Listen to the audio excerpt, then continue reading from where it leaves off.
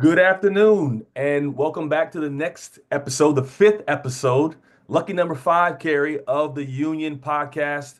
So glad to be here. I'm Curtis Valentine with my sister, Carrie Rodriguez, and it's been a week since 2 weeks since we've been out. We had a holiday last week. We're back. A lot has happened in the last 2 weeks. We got a lot to cover. I came to you last week and said we're going to talk about what's happening in this big, beautiful bill. There's some legislative champions, some research happening. How you been, Carrie? What's going on? Oh man, I've been losing sleep, just like so many other political folks across the country dealing with this big, beautiful bill. But now we're going to have to deal with the consequences. And we've got to talk about what everyone's calling impoundment, withholding. It's $7 billion in funding that should have hit the bank accounts of schools across America on July 1st. And suddenly it's being withheld. We don't really know why. We're trying to get some answers, but we've got at least some of the lay of the land. So we're going to get to all of those details coming up on this podcast. Yeah, a lot has happened, particularly with what's happening in with this big beautiful bill. And the reason why we did this podcast was because we understand how important it is for parents, for teachers, for advocates, for policymakers to be up to date on what's happening in education. And for the last 6 months, we've all been drinking from a fire hose. And so we understood that, we want to do this news, politics, policy, research, analysis, polling, because we understand that people are busy. And a bit of research came across my timeline, Carrie, that really highlights why what we're doing is so important, and it particularly relates to this particularly big, beautiful bill. And so, Priorities USA did a poll recently and said that 48%, half of Americans, had never heard of the big, beautiful bill before it passed. That's Hmm. half. And so you and I have been talking about this for 2, 3 weeks. We've been trying to get this on people's timelines because of how this impacts. Now, why is that? How do you get only half of Americans not knowing what's in the bill? And it said that two-thirds of voters who passively consume the news or actively avoid the news know nothing about the legislation, right? And there are other things happening in foreign policy. We know happening overseas and things like that. But most these Americans are 4 times as likely to hear about the Iran bombing, national security stuff, than about Medicare cuts. And so we understand, I mean, like you kind of can only see what you can see and you only know what you can know. But this is why we want you to like, share, tell people, hey, a lot's going on, but we want to make sure that we know what's going on. And particularly when it came to these Medicare cuts that I think we'll talk about and it affects young children and people like that. Another poll I saw said that only 17% said they've heard a lot about the of voters said they heard a lot about the Medicare cuts. And so you and I, we kind of oftentimes feel like everybody's house should be on fire because understanding what's happening. But Carrie, this is why we do the podcast. People don't know about this stuff. They're busy, and this is why we're doing what we do. That's right. And it's so important because I think kind of we get lost in the sauce a little bit. People say Medicare, well, I'm not on Medicare. Like, isn't that for old people? Like, what even is that? That's not going to impact my life. Even some people in our little education bubble will be like, why are you guys talking about Medicare cuts? Not knowing that it is the fourth largest supply of funding for America's public schools. It's going to impact us a lot. On top of the fact that, like, as human beings, if kids aren't healthy, they can't learn.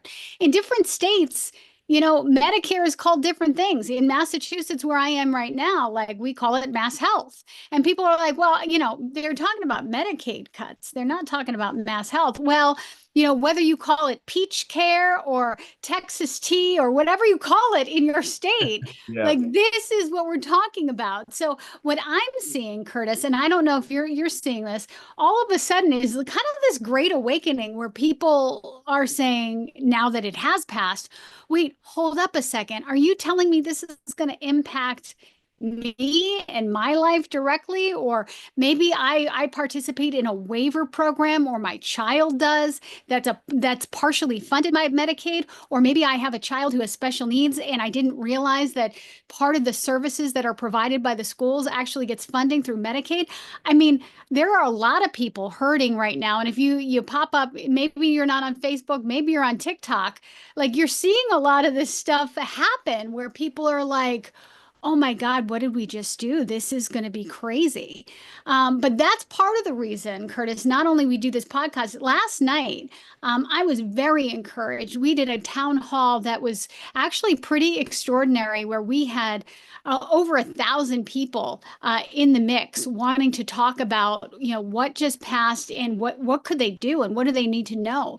Because what we were hearing from across the country is that folks knew that something big had happened. There was a lot of negotiation back and forth. But what finally got voted on?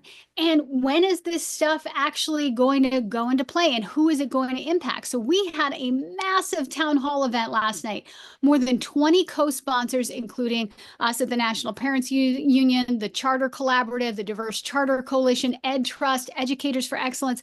Again, more than 1,000 people on a webinar at 6 o'clock at night, saying, oh my gosh, we need this information. And we were so blessed. We were joined by Governor Jared Polis of Colorado and Governor Katie Hobbs of Arizona, as some other members of Congress. We had leaders who were teachers and student activists from across the country saying, we really got to figure out like when this tsunami is going to hit and who's going to be impacted and what can we do now to help our communities, because not only is this happening on the federal level, they're really pushing a lot of this pressure down to the states. So our governors are going to have to figure out all these cuts we just made, how they're going to make up that gap. And a lot of them are saying, oh my God, I don't think we're going to be able to.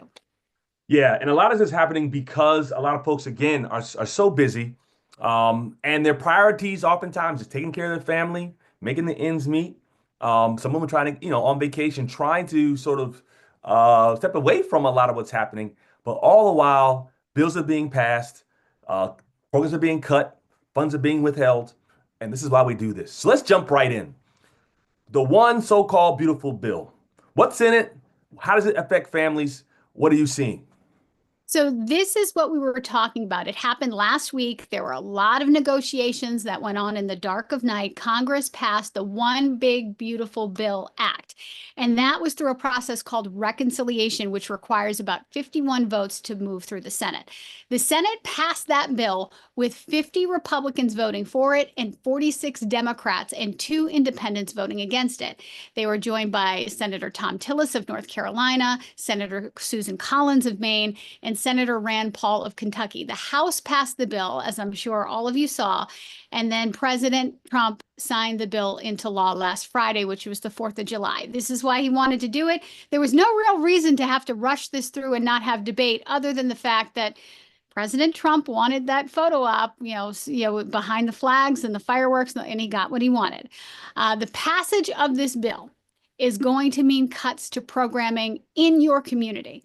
And these are the largest cuts to Medicaid and SNAP in United States history. And I want to note that polling conducted by the National Parents Union that I've been talking about, 80% of American families, this is bipartisan, this is including 69% of Republicans, 85% of independents, 76%.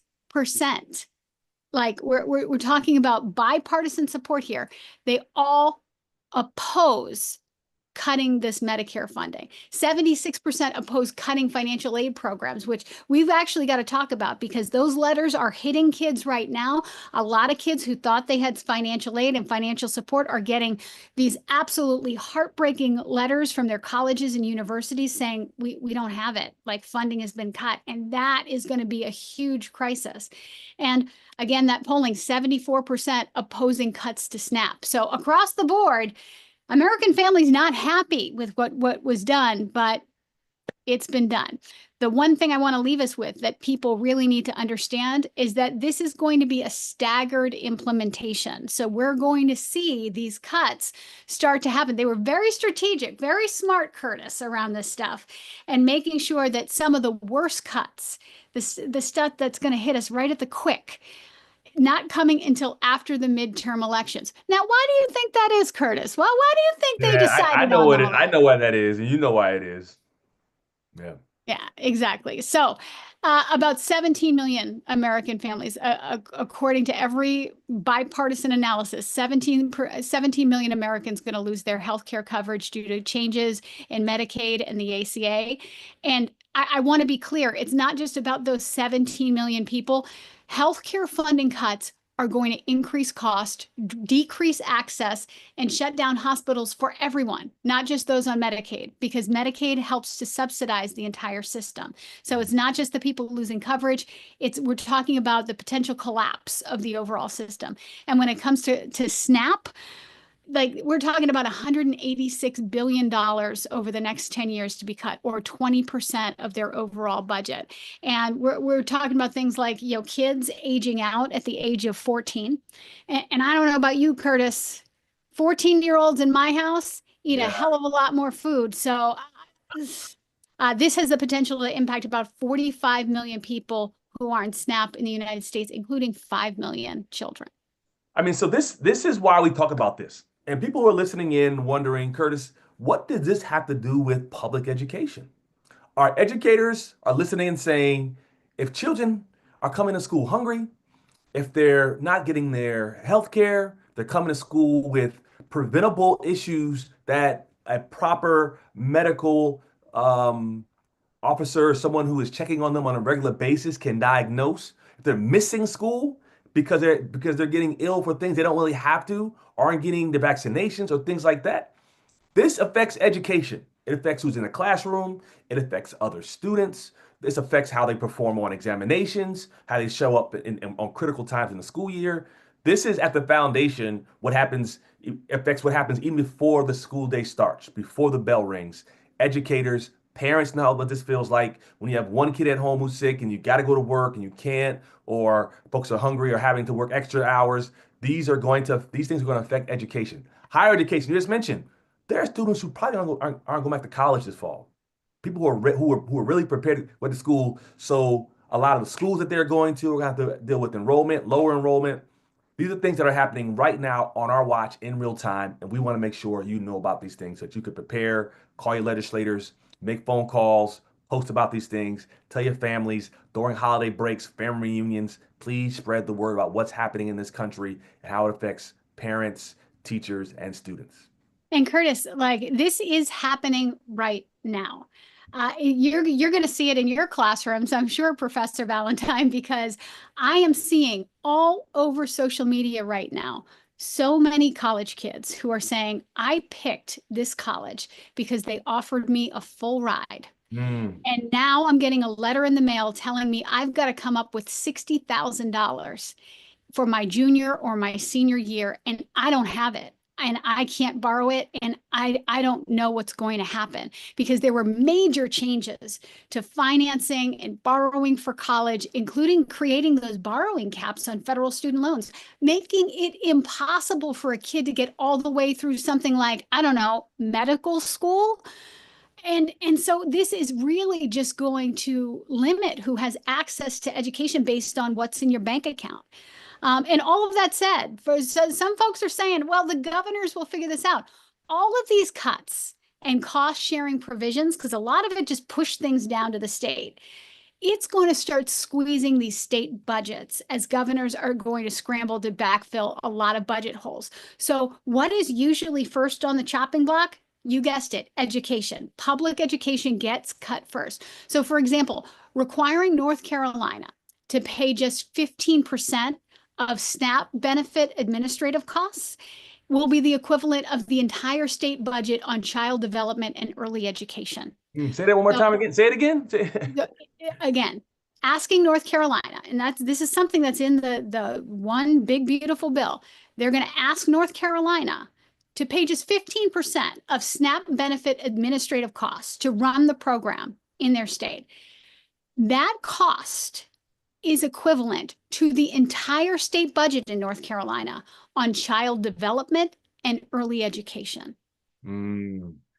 So Yeah. something's going to have to give. And so So, our governors are going to be faced with really, like, it's not even a hard choice. I don't even know what to call this, but it's going to be devastating. And so if you're sitting back saying, well, I don't use these programs, I don't use SNAP, I don't use Medicare, well, the chickens are going to come home to roost. It's going to be tough out there. yeah, I mean, and I don't want to add insult to injury, but in this big, beautiful bill, there was also a specific piece of legislation or budget item, excuse me, that is going to affect public education in a way that we haven't seen on a federal level. Within this bill, there was something called the Educational Choice for Children Act. Again, pretty wordy. Until you look behind the terminology, you may not know what it means. And I'll speak for myself. I had to look into it. What is it? It's tax credits for donations to scholarship granting organizations. Again, sounds pretty, pretty harmless. But that funding, those organizations in turn provide vouchers for private school tuition for students to go to private schools. Schools that in many ways do not have to admit all students. Schools that don't have to abide by a lot of the same standards that a lot of the public and public charter schools have to. And so a lot of talking about this idea of choice and the term, it gets thrown around a lot. We hear on this podcast and other places, we're saying we support choice for parents to be able to send their kids to school, but it has to be public options that have the accountability of the government to say, is our children being served? Are students Because being otherwise, it's not parent choice. It's school's choice. That means the school gets to choose whether or not you attend, not the parent choosing, well, I want my child to attend. That is the fundamental difference. The other difference is meaningful, measurable results. When you're talking about public school choice and public school options, the caveat is they've actually got to prove that they're living up to the promises they make. And that's why, frankly, I love public charter schools, because every 5 years they got to go up and they got to prove that they're worth investing in, that they've kept the promise, they're making academic progress for kids, like a whole bunch of different metrics. They've got to prove it. And they do that by providing meaningful, measurable results, because they've got to actually show tangible outcomes for kids. Private schools, not so much. Half of these folks are saying, well, we don't really want to assess. That's not really within our mind. Like, that's where we go down a whole wild rabbit hole. And you start to hear me talking about the bag of magic beans, because maybe you'll learn to read, maybe you won't. Maybe you'll learn to surf instead. I don't know. I love surfers, but surfers who can't read, going to be a problem for the American economy. it's going to affect the economy. It's going to affect states. It's going to affect federal government. These vouchers can be used for secular or religious schools, as some of you all probably know. The cost, how much is it going to cost? If just 43% of taxpayers would use this particular universal voucher system, it would cost the federal government $101 billion every year, right? The law does not cap the program, despite earlier versions limiting the program to $4 billion or $5 billion a year. So this could balloon the budget just off of the fact that people are writing off up to $1,700 to support those resources going to private schools. Now, why is this important? Because in many ways, it can increase school segregation. Voucher programs lead to increased segregation by allowing students to opt out of public schools, leaving them behind those who cannot afford private schools. Some of these vouchers programs about $4,000 or $5,000, but some of the schools in these private schools in these communities are $25,000, $30,000. So where are the parents going to come up with the other $20,000 subsidized at $5,000? It's also lack of accountability, as we've mentioned before. Private schools receiving voucher funds may not be subject to the same level of accountability and oversight as public charter schools and traditional public schools. There's also this idea of the potential for people to take advantage of it, right? This idea it could be a tax shelter for the wealthy. Because the program provides this like tax break for wealthy individuals who donate for the program and giving them a one-to-one tax credit. In effect, the program is an avenue for avoiding capital gains taxes. It's not the donors who fund the program, it's the taxpayers, because they're likely subsidizing wealthy individuals all along. Also, if you're a parent who's worried about discrimination, right? Funds for religious schools who are not required to enroll, say, children who are from the LGBTQ community, can raise concerns for parents. What else? When talking about most voucher programs, often they'll put minority kids, Black and Latino kids, low income families, say this is why this is important.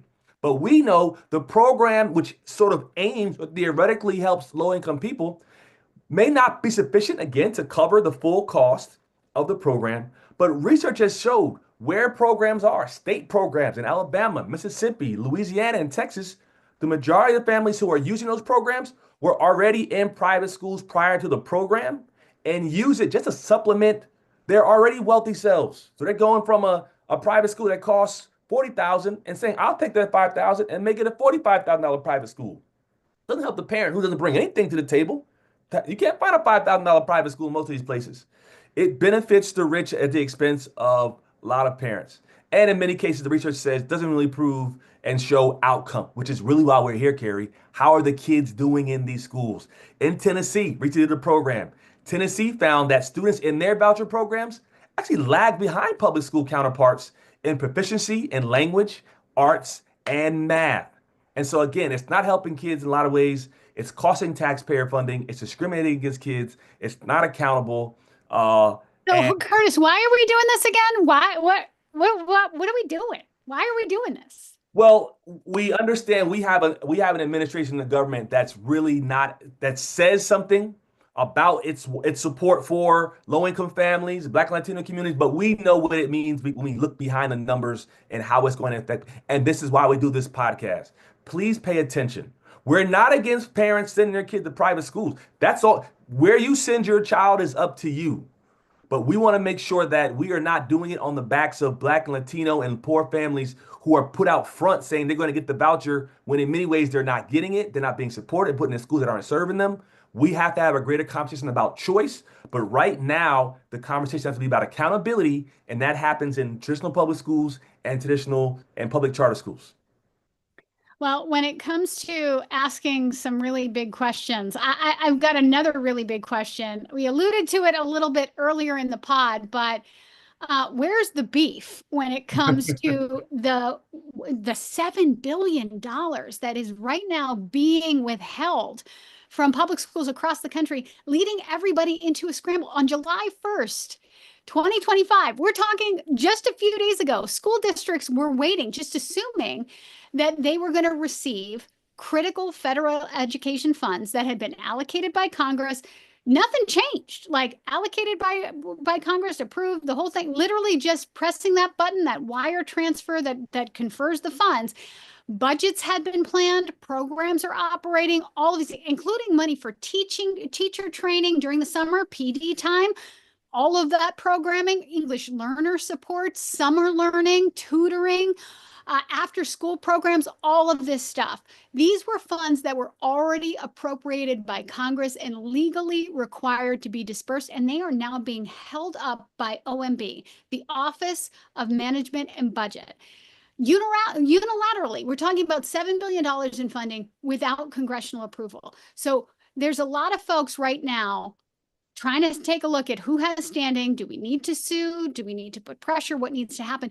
But this is literally impacting folks right now. The average district is going to lose about $220,000, but some of the hardest hit districts are facing losses in the tens of millions. And the top 10 impacting districts include 20 in California, 15 in West Virginia, 12 in Florida, and 10 in Georgia. And these, again, are funds that are designated to support low-income students, students with disabilities, English learners, migrant children, especially in rural and under-resourced communities. This is really, I mean, we're already seeing in places like Oregon, where they're just knocking out summer school and saying to 20% of their kids, we can't help you. They canceled after-school care for half of their population in Umatilla, Oregon.